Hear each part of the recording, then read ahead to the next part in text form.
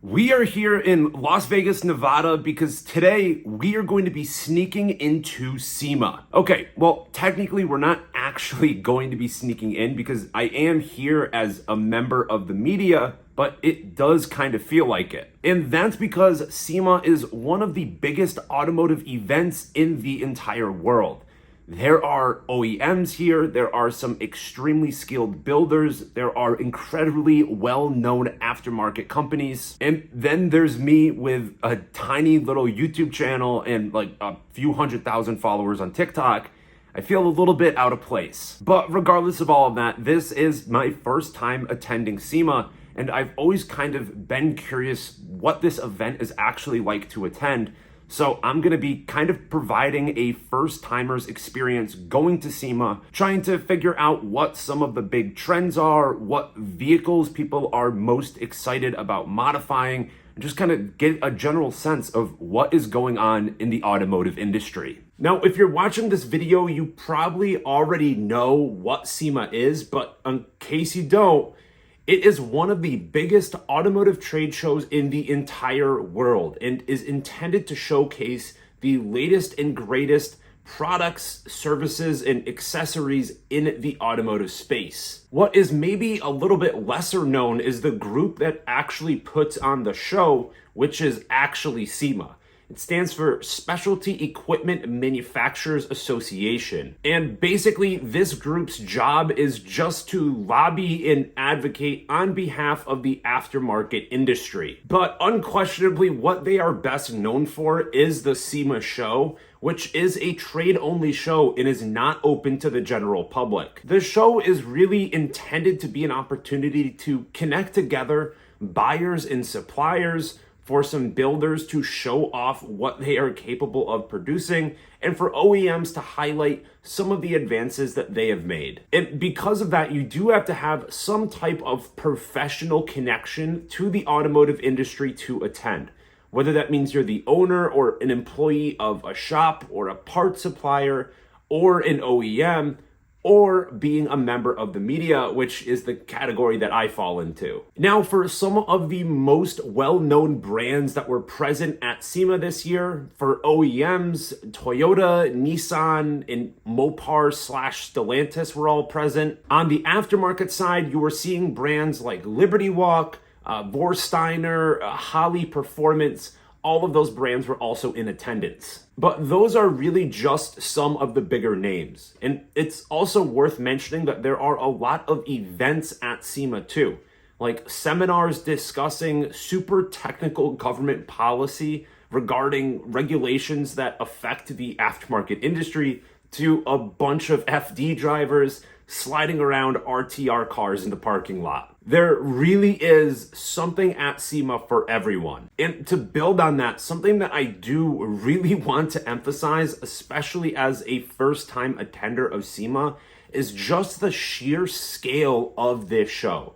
It is held at the Las Vegas Convention Center, which is already one of the biggest convention centers in the entire world, with SEMA being one of their biggest events. This year's show was held over 4 days, but even if you spend all of that time at the show, there is no way that you are going to be able to get an in-depth look at everything that's there. For some of the actual logistics of the show, this year for SEMA, it covered 4 different convention halls, with one of those halls being split in 2 levels. So there were really like 5 different main spaces to explore. But then outside of that, just about every single parking lot also had trailers and vehicles parked, as well as some event space for those RTR cars, as well as a Nitro Circus performance and a burnout pad. Now, to kind of expand on my actual experience at the show, again, something I want to emphasize is just the diversity of cars and products and services that are there. Literally, I think every part of the automotive industry was represented, from your kind of typical tuner project cars like Miatas and GTRs, to exotics ranging from kind of entry-level Lamborghinis or McLarens,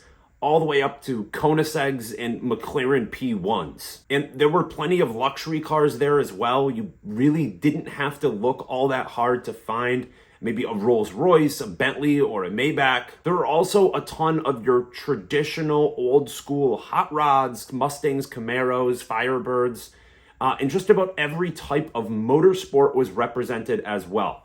From budget entry-level road racing to drifting to drag racing to LMP2 cars, and there were several F1 cars there as well. In the off-roading space, there was everything ranging from super luxurious Overlanders to purpose-built rock crawlers. And lastly, there were plenty of show trucks too that had big lifts and big tires, basically just for the sake of being big. Regardless of what your particular niche is within the automotive world, there was something for you. Another thing that I found pretty interesting that I don't think is necessarily unique to SEMA, but was ever apparent to me there, is that there are really kind of two polar opposites when it comes to builds. There are your typical show cars where every single piece of the car is perfect, from the paint to the engine bay to the interior. There is an incredible level of detail that is put into just making a car look as good as it possibly can. Really, with some of these builds, you would be hard pressed to find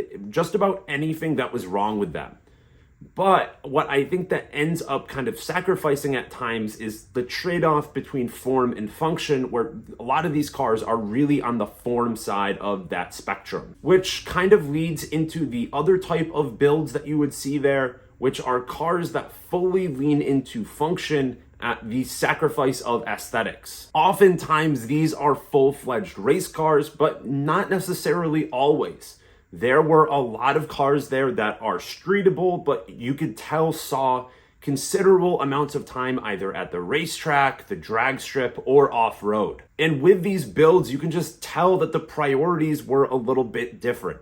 The engine bays weren't as clean, the paint might not be perfect, the interiors might be stripped out or maybe just a little bit more Spartan, but these types of builds were amazing to see all the same. Now, there were a few different things that I found to be surprising at SEMA. And the first is considering the rapid electrification of the car market, the EV presence there was pretty underwhelming. There were, of course, a bunch of Tesla Cybertrucks and a few other Tesla models, but beyond that, I would say EVs played a pretty small role. Now, this could be due to just the nature of the event. To be honest, a lot of the people attending SEMA probably aren't the biggest fans of EVs. And additionally, a lot of the companies that are represented there probably have a pretty limited offering for electric vehicles. But bigger picture, I think there is a little bit of a divergence happening where EVs and EV buyers have kind of isolated themselves from the mainstream automotive world. It will be interesting in the future to see if mainstream automotive culture really embraces this technology or if these two worlds just kind of continue to drift apart. Another point is that there is a lot of legitimate business that is being conducted at SEMA. Again, I was pretty much just there to look at cool cars, but for a lot of people, this is an opportunity to find a new supplier, to find a new buyer, or to get a lot of media attention about your new product. Which kind of leads to the next point, is that for a lot of people, SEMA is a business trip. For me, this was kind of a vacation where I got to go to Las Vegas and I got to go to this cool car event. But if you are there on behalf of a big company and you're working the booth the entire time, I think your experience at SEMA might be a little bit different. Another aspect of SEMA, while it is not intended to be a place where you make direct-to-consumer sales, it is a very good place to buy some parts for your car. Like, if there is a part that you're interested in buying and you can see it there in person and have a face-to-face conversation with a representative from the company, it's probably about as good of a customer service experience as you're going to find. Another big takeaway that I had specifically within the off-roading segment is that there is still an incredible amount of excitement around overlanding. As far as the off-road builds went that you saw at SEMA, there were more builds that had a tent in the back than I think didn't. And this overlanding focus really spans the entire spectrum in terms of price. From budget conversion kits that basically just put a tent on the back of your pickup truck to legitimate overlanding rigs that are tremendously capable off-road while hauling around a luxury camper on the back. And another common theme that I noticed at SEMA was just the ubiquity of carbon fiber body panels. Nearly every build that you would see would have some type of carbon fiber, whether that is just a carbon fiber hood or spoiler to a full carbon fiber body. And my last takeaway for SEMA is that just because there is a booth there that has a cool car, it doesn't necessarily mean that the product that they are offering is going to be something that you're interested in. Maybe the perfect example of this was a booth that had both a Porsche Carrera GT and a McLaren P1 present. These are both tremendously rare cars that you are unlikely to see in the wild, but the product that they are there on behalf of was PPF. And while I am a fan of paint protection film, I would much rather talk about these awesome cars that are right in front of us instead of kind of being pitched on the importance of protecting your paint. To zoom back out, SEMA is truly an amazing event, and it is a must-do if you are a fan of cars. There is just so much to see and so much to do, and it covers such a wide range in the automotive industry. You could very easily fill all 4 days if you wanted to attend. But with that said, if you do plan on going to SEMA, a few words of advice.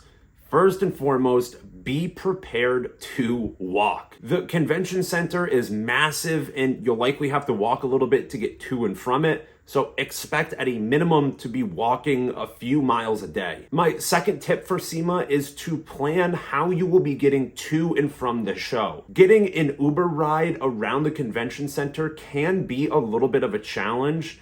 So the Las Vegas monorail is a great alternative, but just be prepared for it to be very busy. And for my last tip, if you are planning on attending SEMA, don't feel like you have to have your entire day planned out. I went to SEMA with a few booths in mind that I would want to visit, but other than that, no real plan. Half the fun of the show is just walking around, exploring, talking to people, because around any corner there can be a car that you will maybe only see once in your entire life.